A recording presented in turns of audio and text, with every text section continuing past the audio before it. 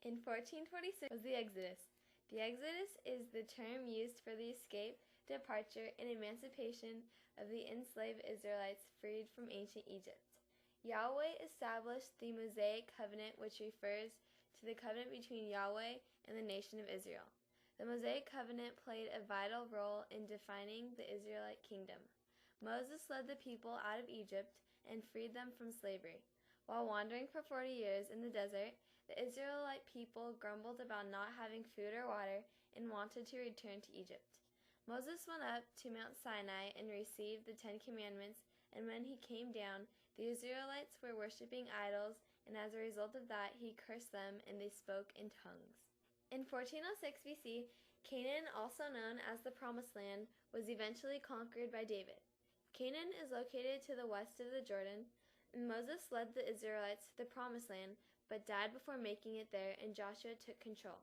No one over their early 20s was allowed into Canaan. The Promised Land was also known to be the land of God's gifts. In 1050 BC, Saul became king, and he was known as a very wicked king. He was anointed by Samuel and hid amongst the baggage, which symbolized him as being a reluctant king. During his reign, he rescued the city of Jabesh and also routed an army at Bethaven. Saul was a selfish and jealous leader because he wanted David dead because he was jealous of him. He was rejected as a king and later killed himself by falling on a sword. In 1010 BC, David became king. He was anointed by Samuel and was also the youngest son of Jesse. David was a good king and did what pleased God. During his reign, he fought a large man named Goliath, whom he defeated. He also conquered the entire Promised Land and established the Davidic covenant with Yahweh, which promises David and his descendants as the rightful kings of Judah.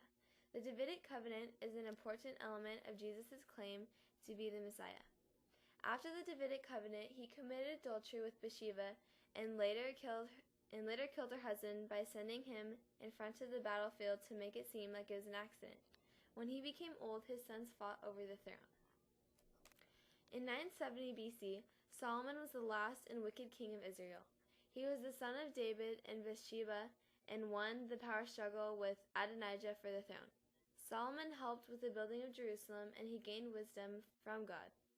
Solomon's major weakness was foreign women, which equals foreign idols.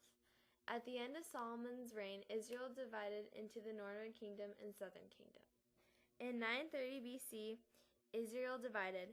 Jeroboam was Solomon's official, and he was the first king of the northern kingdom, while Rehoboam, the son of Solomon, was the first king of the southern kingdom, which was Judah. The Israelites gathered at Shechem and asked for tax relief, but were not granted their wish. Rehoboam states to the assembly that he will actually raise taxes even more instead of make them lower. Israel rebels and killed Rehoboam's minister of forced labor. Judah remains loyal to Rehoboam. Yahweh takes the kingdom away from Solomon because of his idolatry that he did. Yahweh keeps Judah in the line of David because of his covenant, and Yahweh keeps the civil war by announcing his responsibility in the division of Israel. In 722 BC, Shalmaneser was the Assyrian king and destroyed the northern kingdom. Hoshea was the last king of the northern kingdom, which is also known as Israel. The last king of Israel was a vassal of Assyria, attempted to form an alliance with Egypt, but refused tributes. Shalmaneser imprisoned Hoshea and attacked the northern kingdom for 3 years. Shalmaneser also sieges the city of Samaria and deports the inhabitants of the northern kingdom, which was Israel. The Israelites forgot the Exodus and sinned by making high places and false gods, so Yahweh removes them from the land. In 701 BC, Judah was attacked by Assyria. Sennacherib was the Assyrian king who besieged Jerusalem. Also, Hezekiah, the king of Judah, who instituted some religious reforms, and Isaiah, the prophet to the royal court, announced the deliverance of Jerusalem.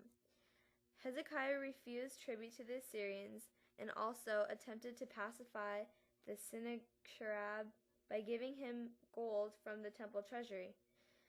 Sennacherib attacks the city of Judah in response, and Assyria taunts Jerusalem with mocks Yahweh, which was a very bad idea.